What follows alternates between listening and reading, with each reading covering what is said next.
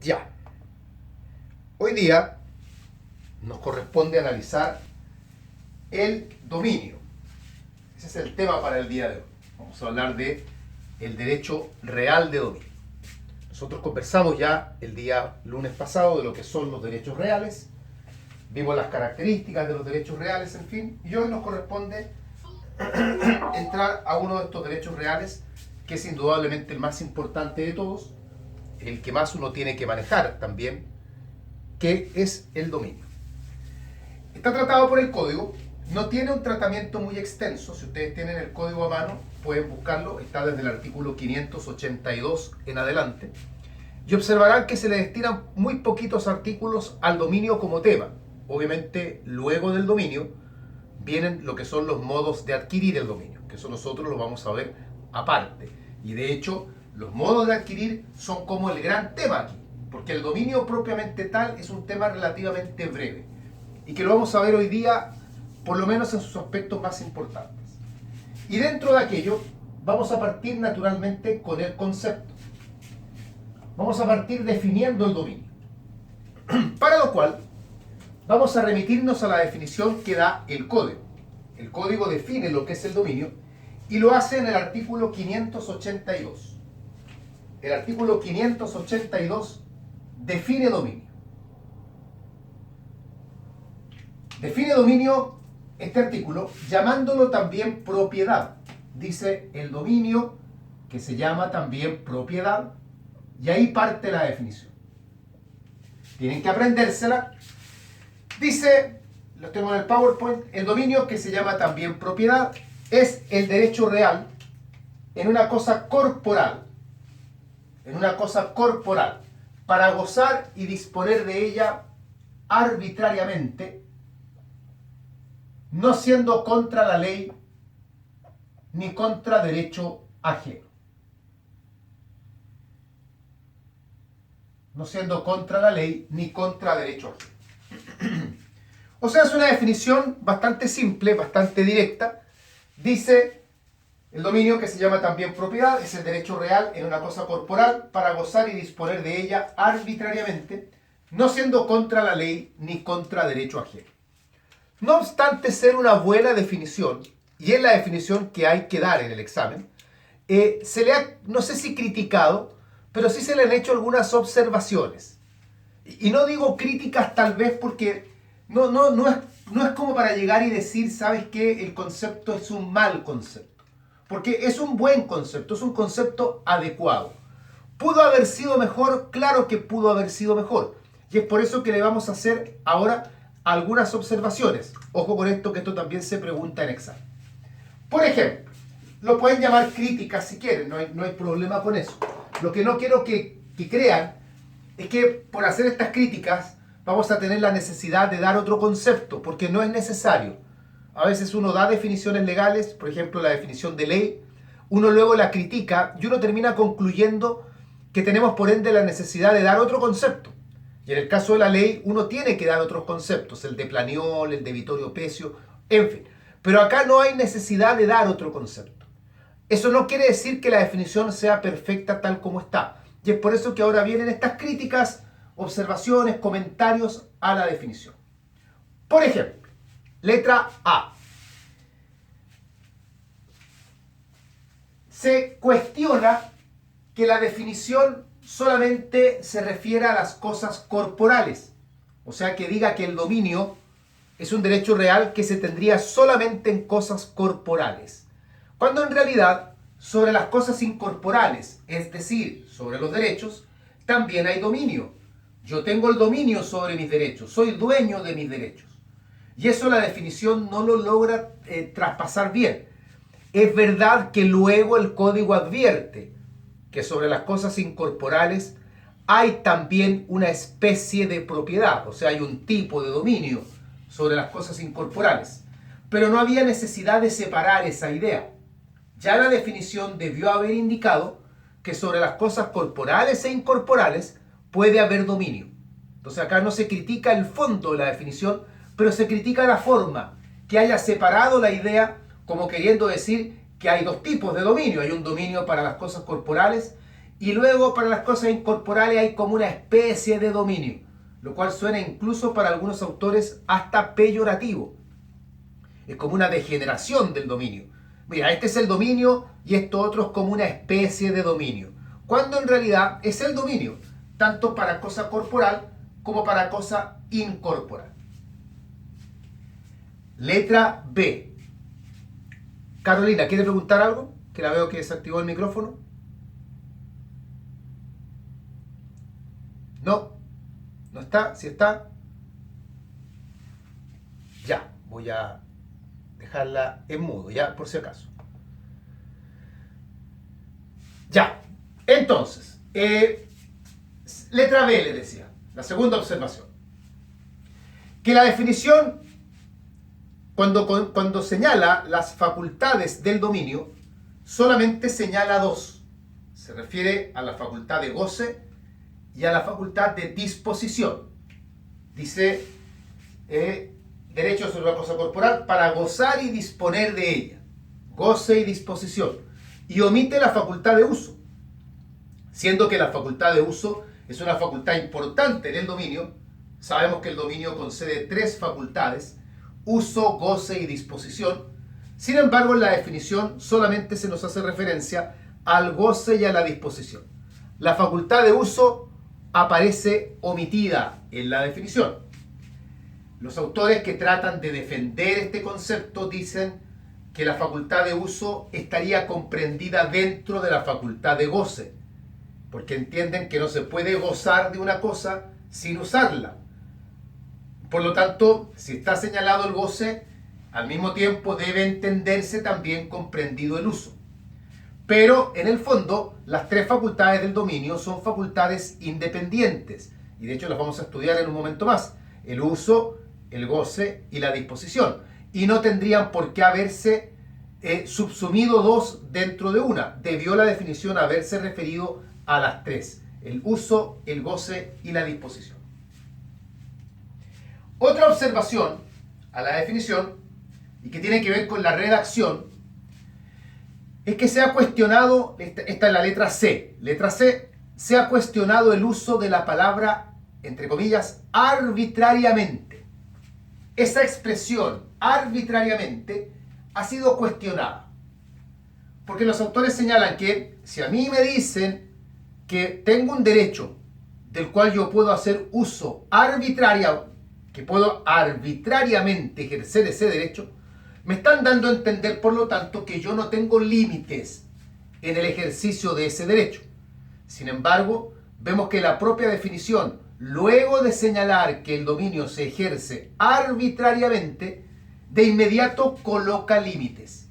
Dice, no siendo contra la ley ni contra el derecho ajeno. Aparecen las dos grandes limitantes al dominio, que son la ley y el derecho ajeno. Y que por lo tanto no es coherente comenzar diciendo que se ejerce de forma arbitraria si luego de inmediato se le van a colocar límites. La verdad es que en este caso lo que la definición quiere dar a entender es que mientras uno no transgreda estos límites, el ejercicio del dominio es arbitrario. O sea, yo puedo hacer lo que quiera, siempre que me mantenga dentro de este rayado de cancha. A mí me dicen, tú tienes límites, y esos límites son la ley y el derecho ajeno. Mientras tú no vulneres esos límites, yo les hago un cuadrado con las manos para que entiendan que esto es como una cancha. Hoy día se juega un partido además, así que está a boca el ejemplo. Dentro de esta cancha usted puede hacer lo que quiera, pero no transgreda los límites. O sea, es una arbitrariedad controlada, una arbitrariedad relativa. De hecho, el dominio no es un derecho absoluto en su ejercicio. No es un derecho del cual nosotros podamos hacer absolutamente lo que queramos. Yo no puedo tomar mi teléfono y bajo la excusa de que es mi teléfono, tirarlo contra el ventanal del vecino y romperlo, porque estoy en este caso vulnerando el derecho de otra persona. Y es evidente que el dominio tiene por lo tanto límites. Yo no puedo tomar mi auto y manejar por la carretera a 300 kilómetros por hora bajo la excusa de que es mi auto y yo hago con él lo que quiero, porque hay leyes que señalan cuál es el máximo de velocidad que se puede alcanzar en la carretera, 100 o 120 kilómetros dependiendo del lugar. Por ende, claramente límites hay, pero dentro de esos límites tenemos un ejercicio que es arbitrario. Estas son algunas observaciones que se le pueden hacer a la definición. No significa, repito, que sea una mala definición y no significa tampoco que debamos dar una definición completa de nuevo porque no pasa por ahí. ¿Dudas sobre esto? ¿Comentarios? ¿Alguien que quiera puntualizar algo? ¿Alguna duda? No sé, Carolina hace un rato había desactivado el micrófono, yo no sé si quería hacer una pregunta o algo, o alguien más, algo que decir antes de pasar al siguiente tema. No olviden que pueden hacer las preguntas ahí en tiempo real. Profesor, en cuanto a las características, Rosana, sí. Tampoco señala la definición, ¿verdad? Bueno, por eso le digo, no son las únicas críticas. Agreguemos una crítica más para dar fe de lo que está señalando Rosana. Letra D. Otra crítica que se le hace a la definición, y que es una crítica que se le suele hacer a varias definiciones del Código Civil, es que no señala las características más importantes de lo que se está definiendo. Muchos autores señalan o son de la idea que una buena definición debiera por lo menos contener las características más importantes de aquello que se esté definiendo. Y que en este caso hay algunas características del dominio, por ejemplo, se está diciendo que es un derecho real, pero hay otras características importantes del dominio que debieron señalarse y no se señalaron. Entonces ahí tenemos una letra D que podemos agregar a estas críticas. Efectivamente hay más críticas. Observaciones, como yo les dije, también las pueden llamar, si es que críticas suena como muy devastador, como que vamos a hacer pedazos la definición. No pasa por eso. Y les repito, no es necesario aprenderse otra definición. Yo creo que la definición de dominio se pregunta bastante. Además que este artículo 582 tiene otra virtud, y es que en este artículo se contemplan dos de los límites a la autonomía de la voluntad. Esto no es un tema nada que ver con lo que estamos hablando hoy día, pero para complementar. Ya que la autonomía de la voluntad, también conocida como autonomía privada, tiene ciertos límites. Y un par de esos límites, no son los únicos, pero un par de esos límites son justamente el derecho ajeno y la ley. Y uno de los artículos que se suele señalar como de aquellos que indican cuáles son los límites a la autonomía de la voluntad es este, junto a otros también. El artículo 12, por ejemplo. Pero en este se indican ya dos de esos límites. Bien, seguimos adelante con el estudio del dominio y pasamos ahora a hablar de las características del dominio. Características.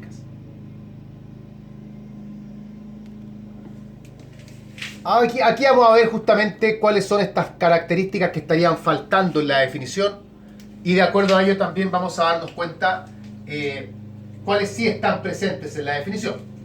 También es un tema importante. Luego de preguntarles por el dominio en el examen, probablemente les van a preguntar por las características. Y es una materia bastante amplia, porque claramente acá no hay una cantidad taxativa de características. No se trata de decir son 5, son 4, son 3, sino que uno tiene que ir mencionando características. Como recomendación, esto lo tienen que haber oído en varias ocasiones, cuando uno tiene que enfrentar una materia en la que hay una enumeración, por ejemplo, dígame cuáles son los requisitos del matrimonio o señáleme qué casos conoce de entrega en el Código Civil, uno como alumno nunca debe decir primero cuántos son. O sea, nunca digan, sí, perfecto, son 5, y empezar a hablar. Ustedes díganlos nomás. Porque si empiezan ustedes mismos a amarrarse con una enumeración, después el profesor les va a pedir que den toda la enumeración. Oiga, usted dio 3 casos, pero dijo inicialmente que eran 5. ¿Cuáles son los 2 que faltan? Y el profesor va a estar esperando 5. En cambio, si ustedes no anticipan la enumeración y empiezan solo a darla, puede que al decir el tercero o el cuarto ya el profesor les diga, ya perfecto, está bien, sigamos. Nunca anticipen una enumeración, ¿ya? En este caso, ¿cuáles son las principales características del dominio? Vamos bien. El orden no tiene importancia. Letra A. El dominio es un derecho real. Algo que es incuestionable porque lo dice la definición. De hecho, parte por ahí, señalando que el dominio, que se llama también propiedad, es un derecho real, etc. Además, el artículo 577 cuando menciona a los principales derechos reales. No olviden que el artículo no es taxativo. Dentro de los que están mencionados está el dominio. Y por lo demás, la definición de derecho real calza a la perfección con lo que es el dominio. Esto de el derecho real es aquel que tenemos respecto de una cosa, o sobre una cosa, mejor dicho, o que se ejerce sobre una cosa sin respecto a determinada persona. Pucha, esa es la descripción casi perfecta del dominio. Es considerado el más importante de los derechos reales. Y por ser un derecho real, el dominio entonces va a tener también todas las características inherentes a los derechos reales. Es erga omnes, surge a través de los modos de adquirir, etc. No olviden que eso lo vimos en la clase del lunes pasado. Letra B. El derecho de dominio es un derecho absoluto. Pero cuidado, para no confundirnos con lo que vimos hace un momento atrás. No es absoluto en su ejercicio. Porque desde el punto de vista de su ejercicio ya dijimos que el dominio es relativo, porque tiene límites. Vimos que esa arbitrariedad que señala la definición no hay que tomarla literalmente. Es absoluto, puesto que es, para muchos autores, el único de los derechos reales que contiene todas las facultades: uso, goce y disposición. La verdad es que uno podría discutir que haya otro derecho real que también las contenga, y ese podría ser el derecho real de herencia. Pero en general el dominio es considerado absoluto por esta razón. Otros derechos reales, como el usufructo, por ejemplo, conceden la facultad de uso y la facultad de goce, o la servidumbre, que concede la facultad de uso. En particular, la facultad de disposición se señala que es una facultad que solo la tendría el dominio, y por ende el dominio pasaría a ser el único de los derechos reales que contiene todas las facultades. Y es por eso que se le da entonces esta característica de ser absoluto. Letra C. El dominio es un derecho perpetuo. Perpetuo. Esto no significa que dure hasta el fin de los tiempos o que dure para siempre, más allá de que la palabra perpetuo podría indicarnos aquello. Sino que la idea acá de la perpetuidad es que el dominio dura hasta que haya alguna causal que lo extinga. Y quiero aquí explicarlo bien. El dominio no depende del titular. Es decir, si yo soy dueño de mi teléfono, de mi celular, y yo me muero, el dominio sigue en el celular. Pasará a mis herederos. Pero ese dominio no se extingue solo porque el titular muera. Ahí va un poco la idea de la perpetuidad. El dominio puede durar mucho, generaciones tras generaciones tras generaciones. Pero puede llegar a ponérsele término al dominio, claro. El dominio se puede extinguir eventualmente. De hecho, aprovechemos de comentar cómo podría el dominio extinguirse. Y repito, no se extingue por la muerte del titular. Tampoco se extingue por transferirlo, porque cuando yo transfiero el dominio, el mismo dominio va de un patrimonio a otro patrimonio. Por lo tanto, el dominio se mantiene. La extinción del dominio podría ocurrir por la destrucción de la cosa, porque ahí sí que si la cosa se destruye ya no hay dominio. No en vano es un derecho real, y no en vano recordamos que los derechos reales tienen que recaer sobre cosas. Así que si no hay cosa, no puede haber derecho real. Otro fenómeno que le pone término al dominio es el abandono. Cuando el titular del dominio decide abandonar el derecho de dominio y, de acuerdo a lo que vimos en la clase del lunes, transformar la cosa en una res nullius, o sea, una res derelicta, o sea, algo que tuvo dueño, pero que actualmente ya no lo tiene, y al abandonarlo, el dominio se extingue. Porque si alguien adquiere luego el dominio, va a comenzar un dominio nuevo. La ocupación, que la vamos a comentar en algún momento, es un modo de adquirir que da origen a un dominio que es nuevo. Y el otro fenómeno que también le pone término al dominio es la prescripción. Porque cuando la prescripción opera, El fenómeno que se produce ahí es que el dominio anterior se extingue y nace un dominio nuevo. Esto se debe a que la prescripción, como también probablemente lo veremos en algún momento, es un modo de adquirir originario, lo que significa que se inicia un nuevo dominio. Pero salvo estas circunstancias, el dominio es un derecho perpetuo. E insisto, la perpetuidad está dada porque el dominio puede durar una cantidad indeterminada de tiempo y va a durar, desde luego, más tiempo del que dure el titular. He ahí entonces la idea de la perpetuidad.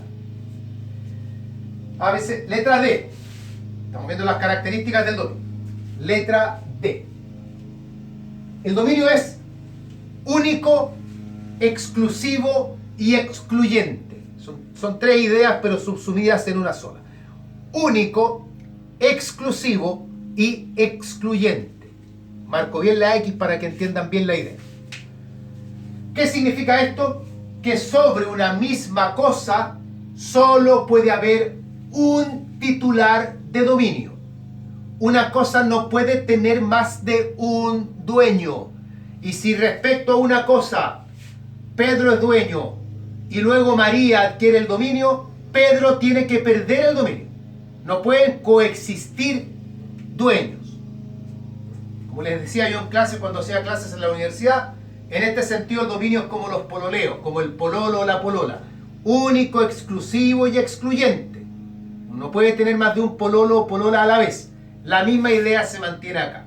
Yo sé que me van a preguntar, profesor, pero ¿qué pasa en la comunidad? ¿O qué pasa en la copropiedad?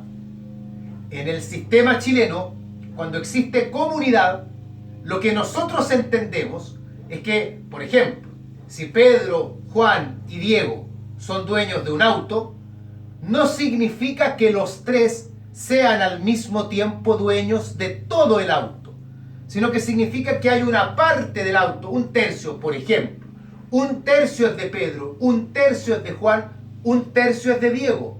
Y el tercio de Pedro es solo de Pedro. Y el tercio de Juan es solo de Juan. Y el tercio de Diego es solo de Diego. Esa es nuestra concepción de la comunidad. No es la que existe en otros países en que se dice los tres son dueños del total. No es así. Nosotros mantenemos la concepción clásica romana. Cada uno es dueño de su cuota y por lo tanto mantenemos la idea de que el dominio es único, exclusivo y excluyente. Letra E. El dominio es un derecho transferible y también transmisible. No es un derecho personalísimo. Por lo tanto, se puede transferir. Yo puedo transferir el dominio. Lo haré, por ejemplo, a través de la tradición. Y también el dominio se transmite. Cuando el titular muere, su dominio, el mismo dominio, pasa a sus herederos a través de la sucesión por causa de muerte. Se transfiere y se transmite. Recordemos que transferir nos hace el recuerdo de acto entre vivos y transmitir nos orienta a un acto que es por causa de muerte. A, B, C, D, E, letra F. El dominio es un derecho elástico, que es una característica que siempre les llama la atención. Elástico, o también pueden decir dinámico. Elástico o dinámico. Esta elasticidad, y piensen en un elástico que nosotros lo podemos contraer o extender, contraer y extender. El elástico jugamos con él. La idea de vincularlo con el dominio pasa por lo siguiente. Hemos señalado que el dueño tiene 3 facultades, pero podría ocurrir también que el dueño tenga menos facultades. O sea, el dominio se puede contraer o expandir sin perderse. Yo tengo todas las facultades, tengo menos facultades. Más facultades, menos facultades. De hecho, veremos más adelante que ahí aparece una clasificación del dominio justamente que distingue entre la plena propiedad y la nuda propiedad. Ya hablaremos de eso. Donde yo puedo tener todas las facultades o me desprendo del uso y ahora mi dominio es un poquito más estrecho, y me desprendo del goce y ahora es más estrecho, recupero el goce y mi dominio se expande, recupero el uso, se vuelve a expandir, luego se puede volver a contraer. El dominio tiene esa elasticidad, ese dinamismo. No se pierde el dominio por el hecho de perder alguna facultad. Depende de la facultad también, ya veremos eso, pero pero no necesariamente para ser dueño hay que tener todas las facultades. Y ahí la elasticidad se expande y se contrae sin dejar de ser dominio. Además de estas características, hay otras. Si ustedes ven apuntes, ven libros, tienen algún profesor en la universidad, probablemente les va a señalar alguna otra característica, sin duda. Pero con estas características ya es suficiente, son bastante accesibles, por lo demás son importantes, y ya con esto uno se desenvuelve en el examen, a menos que el profesor les diga, mire, yo quiero que me hable particularmente de tal característica. ¿Ven? Pero en general, con estas características, ya por lo menos el tema deberá quedar salvado. De los que están en la clase, ¿alguna duda, alguna pregunta sobre las características? Nos corresponde pasar ahora a la clasificación o clasificaciones del dominio.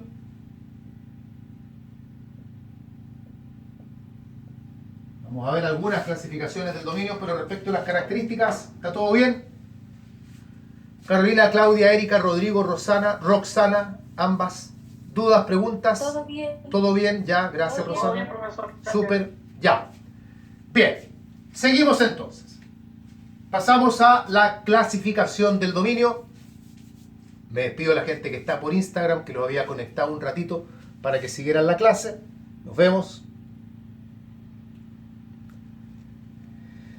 Ya, vamos entonces.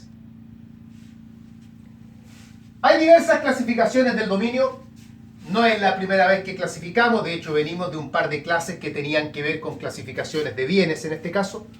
Y sabemos ya, porque lo hemos dicho varias veces, que toda vez que uno clasifica, debe hacerlo en base a algún criterio. Vamos bien.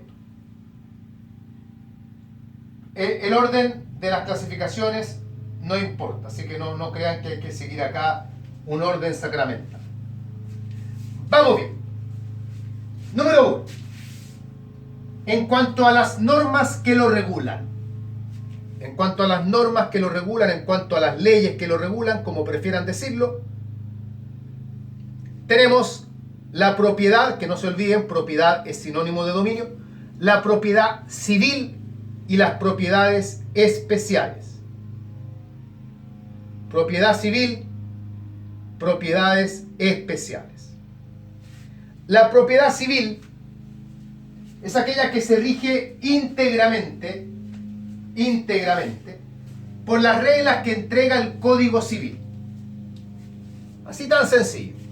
La que se rige por las reglas del Código Civil, que suele ser por lo demás la regla general. El dominio que yo tengo sobre esta chaqueta es propiedad civil, el dominio que tengo sobre mi celular es propiedad civil, sobre mi computador es propiedad civil, y los dominios que ustedes tienen sobre sus cuadernos, sobre la ropa que traen puesta, sobre el computador que estén usando, son todos ejemplos de propiedad civil. Por otro lado, la propiedad o propiedades especiales son aquellas que se rigen en parte por el Código Civil, que igual se aplica porque es supletorio, y en parte por leyes especiales. O sea, son tipos de propiedades que tienen alguna legislación especial, porque tienen alguna característica distinta que ha hecho necesario que el legislador para esos tipos de dominio dicte alguna regla especial, alguna ley especial. Por ejemplo, la propiedad indígena, la propiedad minera, la propiedad horizontal, que es la que corresponde a los departamentos, entre otras, que tienen legislación especial. La propiedad intelectual, la propiedad industrial, tienen leyes especiales, normativa especial. No obstante, el Código Civil también se les aplica, pero tienen además otras leyes y por ende se llaman propiedades especiales.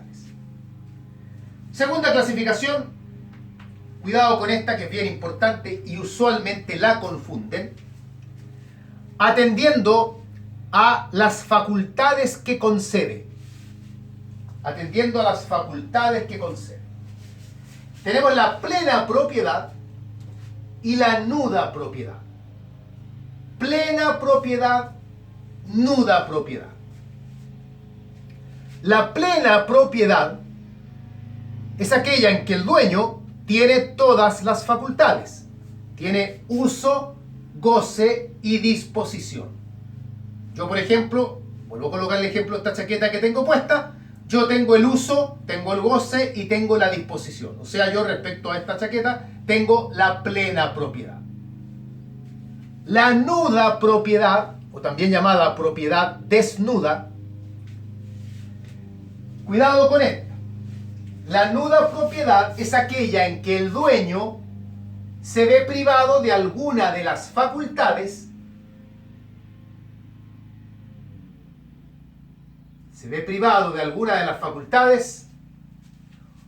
por intervenir otro derecho real o a consecuencia de otro derecho real. Tengan mucho cuidado con eso. Y me explico. Si yo soy dueño de esta casa y se la doy en arriendo a Claudia, por lo tanto yo sigo siendo el dueño, pero yo ya no puedo usar la casa porque le he cedido el uso en arriendo a Claudia.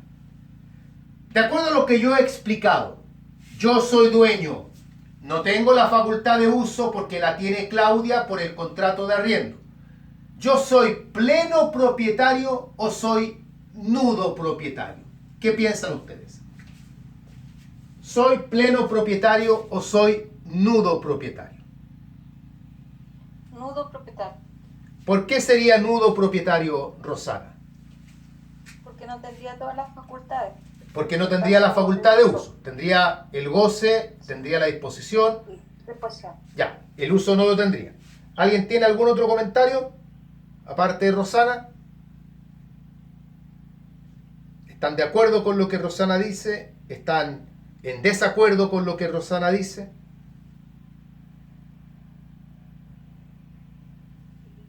Rodrigo. Sí, aquí no me queda claro porque dice que por intervención de otro derecho real o por consecuencia de otro derecho real. Ya. En el arrendamiento no estamos constituyendo otro derecho Ya. real. Efectivamente, y es por eso que yo les pido que tengan cuidado con esto.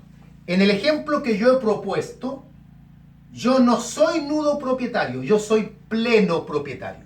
Porque para que haya nuda propiedad, la facultad de uso o la facultad de goce, o ambas, porque son las únicas facultades que el dueño podría perder manteniendo el dominio, deben perderse, pero a través de un derecho real. Y tal como lo indica Rodrigo, en el arrendamiento no hay derechos reales involucrados. Para que haya nuda propiedad, tiene que haber otro derecho real. El usufructo, por ejemplo. Si yo en lugar de haberle dado a Claudia en arriendo mi casa, yo se la hubiese dado en usufructo, ahí sería distinto. Porque el usufructo es un derecho real. Y ahí sí que habría nuda propiedad. Pero en el caso del arriendo, yo sigo siendo pleno propietario. Porque es indiscutido que la facultad de uso la he perdido, si eso lo perdí. Pero no hay derechos reales involucrados ahí. El arrendamiento nace en virtud de un contrato, solo genera derechos personales, no hay derechos reales de por medio, por lo tanto no se puede hablar ahí de nuda propiedad. Entonces cuidado con este concepto, ojo, porque lo que ha dicho Rosana, que está bien que ella participe en clase, yo quiero que todos participen, es un error muy frecuente. Es tremendamente habitual que los alumnos efectivamente crean que por perder la facultad de uso o la de goce, sea por el camino que sea, vamos a estar frente a la nuda propiedad, pero no es así. Bien. Tercera, dígame, Rosana. Rosana, ¿usted me iba a decir algo? ¿La escuché hablar? Me quedó claro, profesor. Ah, perfecto. Gracias. Ya, súper. Bien, sigamos con la clasificación. Número 3. Atendiendo a los titulares que tenga una cosa, los titulares de dominio que tenga una cosa, tenemos la propiedad individual y la propiedad colectiva. Esta última llamada también copropiedad o comunidad. Aquí es bastante sencillo. La propiedad individual es aquella en que la totalidad del bien le pertenece a una sola persona. Hay un auto y ese auto tiene un solo dueño, eso es propiedad individual.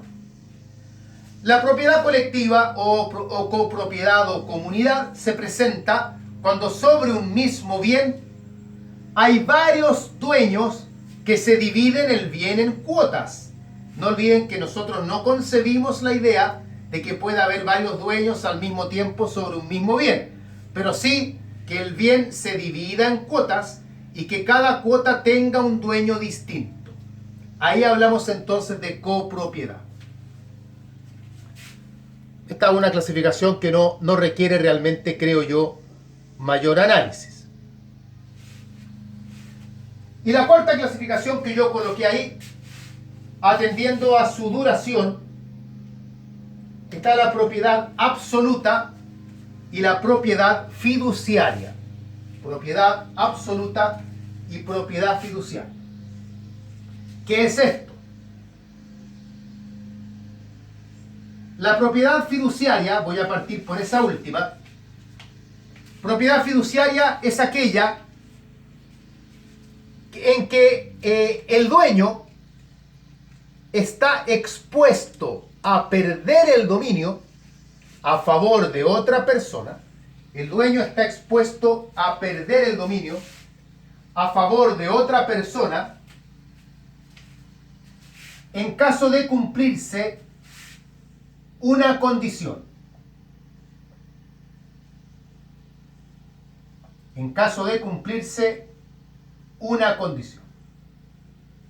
Ese es el concepto de propiedad fiduciaria. Es decir, yo le digo a Pedro, Pedro, yo te voy a transferir a ti el dominio de mi casa. Y ahora mi casa es tu casa. Pero si Erika aprueba su examen de grado el año 2020, la casa pasará a pertenecer a ella. Entonces Pedro es el actual dueño de la casa, pero él sabe que su dominio se puede perder en caso de cumplirse una condición, y esa condición es que Erika apruebe su examen. Pedro dice, pucha, ojalá que Erika no apruebe el examen este año, ojalá que le vaya bien, pero el 2021. Porque si Erika aprueba el examen este año, yo, Pedro, voy a perder la casa, porque el dominio va a pasar a otra persona. Esa es la propiedad fiduciaria. En cambio, la propiedad absoluta es aquella que no tiene este gravamen, aquella propiedad que no está preconcebida para pasar a un tercero en caso de cumplirse una condición. De hecho, acá la regla general es la propiedad absoluta.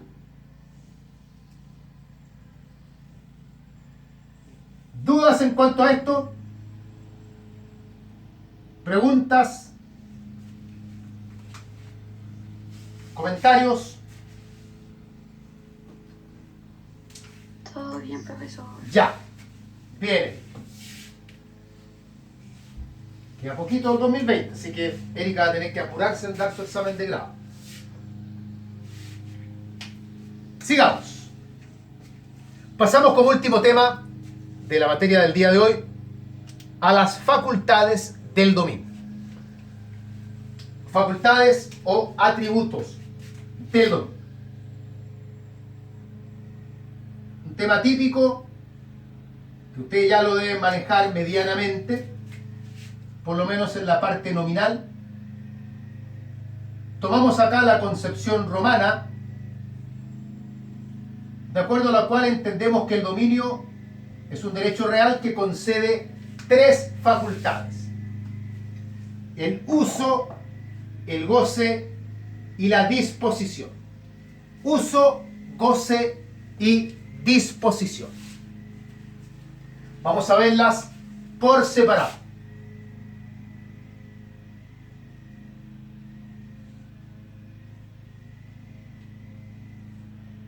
Facultad de uso.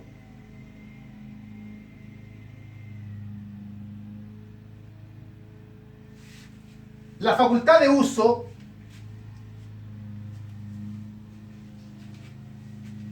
conocida también para los romanos como el ius utendi, que significa en castellano el derecho a utilizar. Y se los explico para que entiendan el contexto acá. La facultad de uso es la aptitud que nos permite utilizar el bien, servirnos del bien. Yo les coloqué en el PowerPoint ahí, es aplicar la cosa a los servicios que es capaz de proporcionar, sin tocar sus productos, sin tocar sus frutos, sin destruirla. Yo con el lápiz escribo, la ropa la uso para vestir, el celular lo ocupo para tener una conversación telefónica, el computador lo empleo para redactar un escrito, el automóvil lo uso para conducir de aquí y allá, el televisor lo ocupo para ver un programa. Eso es la facultad de uso, utilizar, emplear el bien de acuerdo a las funciones que el bien debe prestar. La facultad de uso no es una facultad exclusiva del dominio, en el sentido de que se puede tener la facultad de uso sin necesidad de ser dueño. Así, por ejemplo, la facultad de uso también la puede tener un arrendatario, un comodatario, un usufructuario, entre otros. O sea, no es una facultad exclusiva ni definitoria del dominio. Es más, el dueño incluso podría no tener la facultad de uso y aún así seguir siendo dueño. Es una facultad de la cual el dueño perfectamente podría entonces prescindir y aún así seguiría siendo el dueño de la cosa. Por ejemplo, si el dueño da la cosa en usufructo, ve limitada su facultad de uso, pero igualmente sigue siendo el dueño del bien. No pierde el dominio por eso. Todo esto entonces respecto a la facultad de uso. ¿Alguna pregunta, alguna consulta respecto a la facultad de uso? ¿Alguien quiere comentar algo?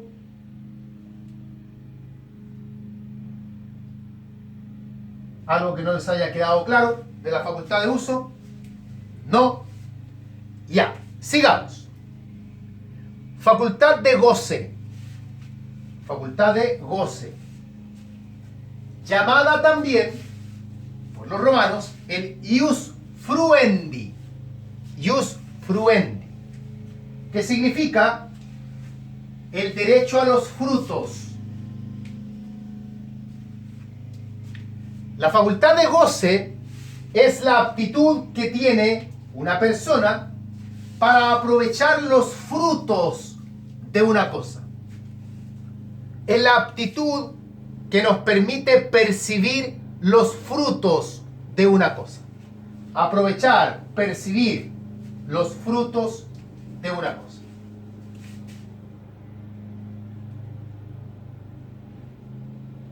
Esa es la facultad de goce. Así, por ejemplo, yo soy dueño de una vaca y el que yo pueda aprovechar la leche de la vaca es facultad de goce. Yo soy dueño de un manzano, el que yo pueda aprovechar las manzanas de mi manzano es facultad de goce. Yo soy dueño de una casa, la doy en arriendo, y el que yo pueda aprovechar esas rentas de arrendamiento es facultad de goce. Es la que nos permite aprovechar los frutos de la cosa. También pueden hablar de los productos, pero yo les recomiendo que se refieran idealmente acá solo a los frutos.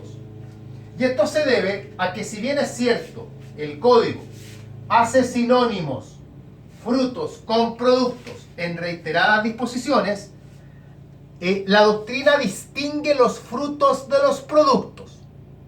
Se señala que fruto y producto no es lo mismo. ¿Cuáles serían las diferencias? Voy a partir con el ejemplo. Tengo una vaca, le saco la leche. Eso es un fruto. Le corto una pata a la vaca para comérmela a la parrilla. Eso es un producto. Explico por qué. El fruto se caracteriza por dos cuestiones fundamentales. Uno, la periodicidad. El fruto es algo que se va a ir dando de forma periódica. Día a día, semana a semana, mes a mes, año a año, depende de la cosa. La vaca da leche todos los días. Una casa me genera rentas todos los meses. El árbol me da manzanas una vez por año. Pero hay una periodicidad. Y la otra característica del fruto es que aprovechar el fruto no supone destrucción de la cosa. No supone que la cosa sufra un detrimento.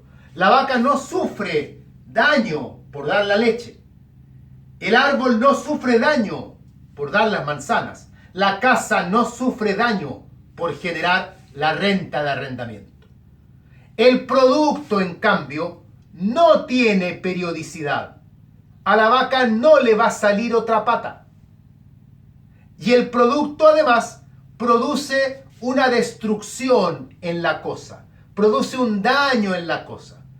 Yo no le saco la manzana al árbol. Yo le saco la madera al árbol. Se acabó el árbol. La madera es un producto. Tanto el fruto como el producto son aprovechables por el dueño. Pero las facultades son diferentes. Porque para aprovechar los frutos ejercemos la facultad de goce. Pero como veremos en un momento más, para aprovechar los productos ejercemos la facultad de disposición. Por eso, si yo le doy el goce a otra persona, por ejemplo, le doy en usufructo, mi vaca se la doy en usufructo a Rodrigo. Rodrigo puede aprovechar la leche de la vaca, pero no puede matar a la vaca y comérsela, porque eso no va dentro de la facultad de goce. Está asociado con la disposición. Y como veremos, la facultad de disposición le pertenece solamente al dueño. La facultad de goce la puede tener el dueño, pero también la podrían tener otras personas. Uno puede, por ejemplo, ceder la facultad de goce al dar la cosa en arriendo, o también puede ceder la facultad de goce al dar el usufructo. De hecho, si ustedes toman la palabra usufructo y la parten en la mitad, no en la mitad, pero la cortan, les va a quedar por un lado el uso y por otro lado los frutos. Usufructo, lo que da pie para que ustedes entiendan que el usufructo contiene la facultad de uso, usu, y la facultad de goce, fructo, usufructo. Pero el dueño sigue siendo dueño. Yo le di mi vaca en usufructo a Rodrigo. Él tiene el uso de la vaca, él tiene el goce de la vaca, el dueño sigo siendo yo. Por lo tanto, se puede ser dueño sin tener la facultad de goce sin ningún problema. No es el goce una facultad que identifique necesariamente al dueño. Preguntas, dudas sobre la facultad de goce. ¿Algún comentario, alguna pregunta? ¿Algo que quieran decir?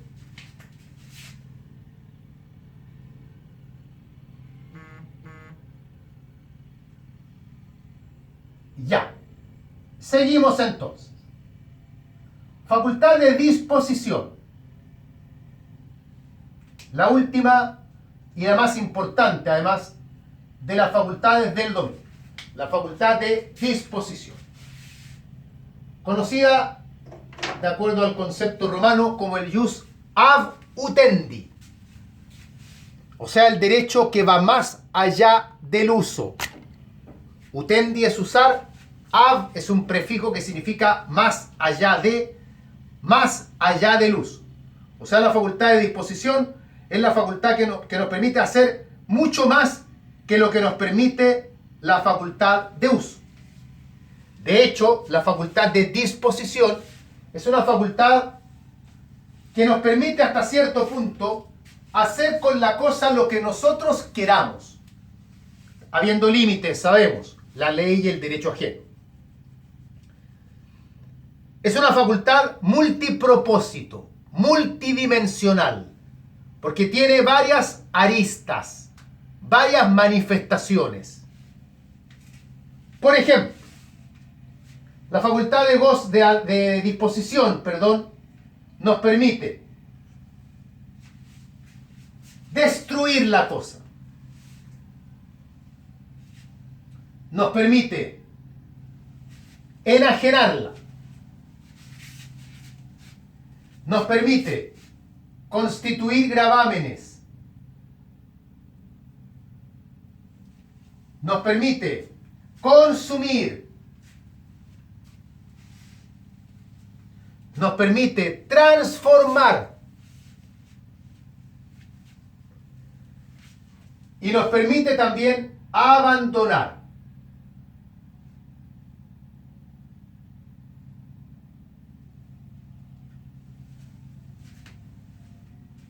Entre otras.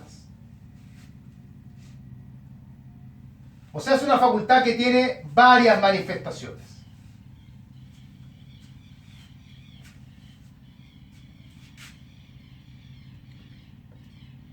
Bien. Los autores suelen distinguir, yo se los coloqué en el PowerPoint, a la facultad de disposición en dos sentidos. Dicen que hay una disposición material y una disposición jurídica.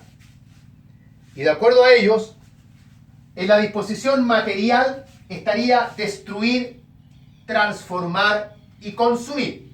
Destruir, transformar y consumir. Destruir es literalmente aniquilar la cosa, sin obtener ningún provecho. Cuando la novia agarra los peluches del novio y lo hace tira y los quema, eso es destruir. Transformar es alterar la cosa para convertirla en algo distinto. Tomar las naranjas y hacer jugo de naranja. Consumir es similar a destruir, pero al consumir se obtiene un provecho. Yo la manzana me la como, la estoy consumiendo. Todo eso es disposición material. La disposición jurídica implica abandonar, o sea, renunciar al dominio. También es disposición jurídica enajenar, o sea, transferir el dominio de la cosa a otra persona. Y también es disposición jurídica constituir gravámenes, gravar. Por ejemplo, constituir un usufructo, una hipoteca, una servidumbre sobre la cosa, son manifestaciones también de la facultad de disposición. Es decir, la facultad de disposición es una facultad muy amplia. A diferencia, si ustedes la comparan con la facultad de uso o la facultad de goce, que son facultades más bien unidimensionales, porque todas tenían como un solo aspecto nada más. La facultad de disposición, en cambio, tiene más de un aspecto, es una facultad más diversa. La facultad de disposición es una facultad que caracteriza al dueño. Solo el dueño tiene la facultad de disposición. No es una facultad que el dueño le pueda ceder a otras personas. Si la cede, tiene que ceder el dominio. Si yo quiero que Carolina tenga la facultad de disposición sobre este teléfono, yo tengo que transferirle a ella el dominio del teléfono. A diferencia de la facultad de uso, que la podría tener otra persona distinta del dueño, o la facultad de goce, que también la podría tener otra persona distinta del dueño, la facultad de disposición solo la puede tener el dueño, nadie más. ¿Puede verse la facultad de disposición limitada? Sí, se puede ver limitada la facultad de disposición y puede verse limitada por la ley. Y ahí podemos recordar el artículo 1464, cuando, por ejemplo, nos indican que si la cosa está embargada, mientras esté embargada no la podemos enajenar, y ahí vemos nuestra facultad de disposición limitada en virtud de la ley. O también la facultad de disposición podría verse limitada voluntariamente.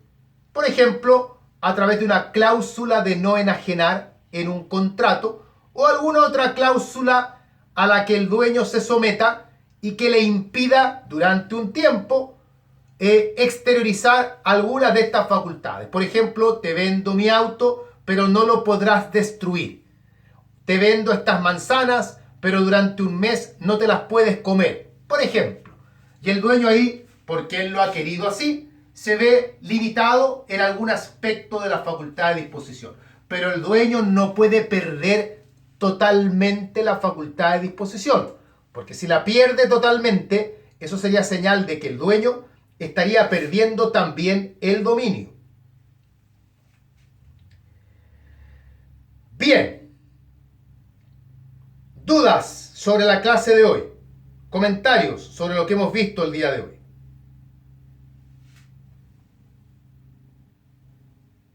Preguntas, dudas. Claro, profesor. ¿Todo claro, me parece? Todo claro, Todo profesor. claro, profesor. Súper. Ya. Nos estaríamos viendo entonces el próximo día lunes. Déjenme revisar el calendario. Nos corresponde el día lunes, que es 8. No, miento. El día 15, lunes 15, ¿no? No. Jueves, ¿verdad? El lunes es feriado. Sí, es hora feriado, ¿verdad? Claro, así que el lunes no tenemos clases.